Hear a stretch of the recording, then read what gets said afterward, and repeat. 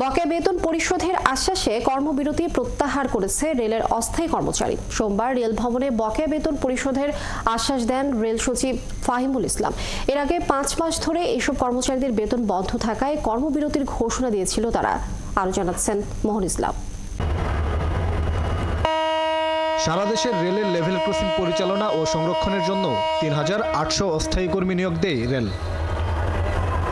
এসব কর্মীরা 5 মাস থেকে কোনো বেতনই পাচ্ছেন না। আমাদের 5টা মাস বেতন নেই। আপনাদের কাছে আমি প্রশ্ন করতে পারি, আপনাদের যদি 2 মাস বেতন না থাকে আপনারা কি করবেন? প্রতি মাসের 5 থেকে 10 তারিখের ভিতরে যাতে অস্থায়ী টেলার শ্রমিকদের বেতনগুলো হয়ে যায়। বেতন পরিশোধের দাবিতে অবস্থান কর্মসূচি ও কর্মবিরতির ঘোষণা দেন তারা।